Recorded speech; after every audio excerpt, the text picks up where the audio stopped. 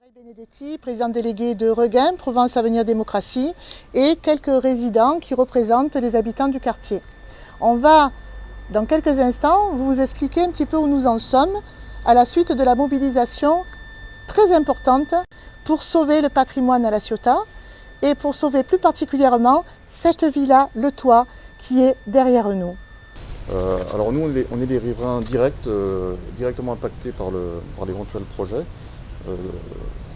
Alors nous, on a acheté en 2016. Quand on a acheté, on a été à l'urbanisme se renseigner, comme tout le monde fait, pour savoir si on encourait des risques ou pas. On nous a toujours dit que cette villa était protégée dans le cadre du PLU et que son parc était aussi protégé. D'ailleurs, on peut voir, je ne sais pas si on le voit bien, mais il y a quand même des arbres qui sont centenaires, juste à proximité de la villa, des arbres remarquables. Et ce qui s'est passé, c'est que le jeudi 22 avril, en passant dans la rue, on a découvert un panneau à l'affichage, alors sur un poteau EDF, et non pas sur la propriété, mais ça nous a permis de découvrir qu'un permis de construire avait été accordé en janvier 2020. Donc on s'est tout de suite renseigné et puis on a découvert ce terrible projet, ce projet monstrueux. On avait nous aussi acheté notre bien en prenant un minimum d'informations sur l'environnement, et puis on était aussi très séduit par l'ensemble harmonieux que constitue la Villa des Tours, la Villa Le Toit et puis la Villa Maria. Et on s'aperçoit que finalement le référencement qui avait été inscrit au PLU a, semble-t-il, d'après ce qui a été indiqué dans l'avis rendu par l'ABF, un avis défavorable, mais non suivi, que ce référencement avait disparu dans le cadre de la révision du PLU en 2017.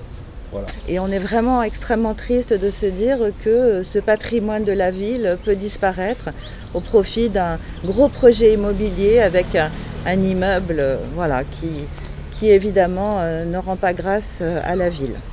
On s'est rassemblés dans un collectif de riverains et on est décidé à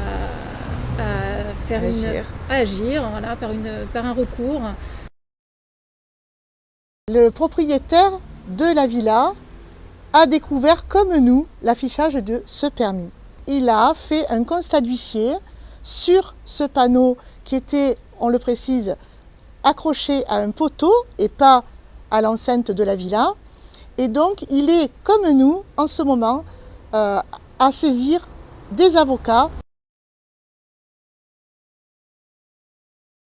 Le promoteur a déposé à 2 reprises des permis de construire qui ont été rejetés avec avis défavorable de l'ABF. Malheureusement, le 3e permis de construire semble avoir été accepté par la ville de La Ciotat, malgré l'avis défavorable de l'ABF. Parce qu'il semblerait que la préservation comme villa remarquable ait disparu des documents d'urbanisme. Le littoral de La Ciotat en 1926. Il y a la terre avec les vignes, et il y a la mer. Et vous pourrez vérifier que toute cette partie donc, de notre territoire qui longe le rivage était entièrement cultivée en vignes. C'était la propriété de la famille Lumière. Antoine Lumière avait 90 hectares à La Ciotat entre terre et mer. Vous voyez la Villa des Tours et la Villa Le Toit, qui sont quelque part sœurs jumelles, puisqu'elles sont reliées par cette pinède qui rejoignait les 2 propriétés. C'était M. Laurent Jean Soulin, qui était négociant, qui était propriétaire des 2 villas. D'ailleurs, c'est lui qui a cofinancé la création du petit port des Capucins. Les 2 bâtiments inscrits ici et les 2 villas remarquables qui étaient inscrites au PLUI font un ensemble architectural avec l'espace Beaux et classé. On est en révision du PLUI actuellement, je vais demander à ce qu'on remette cette fiche dans notre PLUI. Les citoyens de La Ciotat se sont mobilisés, ils disent non à ce scandale. Le propriétaire n'est pas vendeur, nous en sommes ravis.